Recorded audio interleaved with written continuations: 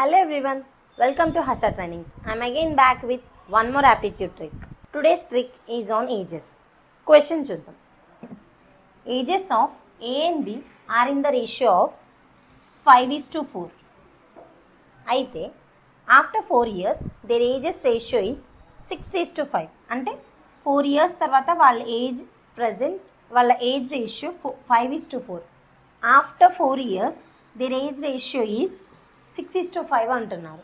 So ఇక్కడ మనం చూసినట్లయితే ఏజ్ రేషియో 5 నుంచి 6కి ఇంక్రిమెంట్ అయింది, అంటే 1 పార్ట్ ఇంక్రిమెంట్ అయింది. సేమ్ అదేవిధంగా బీది కూడా ఏజ్ 4 నుంచి 5కి ఇంక్రిమెంట్ అయింది, 1 పార్ట్ ఇంక్రిమెంట్ అయింది, అంటే 1 part of the ratio increment అయింది. సో 1 పార్ట్ రేషియో ఎంత ఇంక్రిమెంట్ అయినట్టు, లైక్ 1 పార్ట్ ఈక్వల్ టు 4 ఇయర్సే కదా ఇక్కడ. సో 4 ఇయర్స్ తర్వాతే కదా 1 పార్ట్ ఇంక్రిమెంట్ అయింది, అంటే 1 పార్ట్ ఈక్వల్ టు 4 ఇయర్స్. మళ్ళీ క్వశ్చన్లో ఏమడుగుతున్నారు, ప్రజెంట్ ఏ ఏజ్ ఎంత అంటున్నారు. 1 పార్ట్ వాల్యూ 4 ఇయర్స్. సో ఏది ప్రజెంట్ ఏజ్ ఎంత, 5:4, అంటే 5 పార్ట్స్.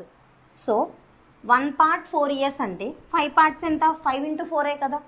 సో ఏ ఏజ్ వచ్చేసి 20 ఇయర్స్. సో ఇలా ఈజీగా 1 స్టెప్తో మనం సమ్ అనేది ట్రికీగా సాల్వ్ చేయొచ్చు. మీకు ఇలాంటి వీడియోస్ మరెన్నో కావాలి అంటే మన హర్ష ట్రైనింగ్ ఛానల్స్ని ఫాలో అవ్వండి.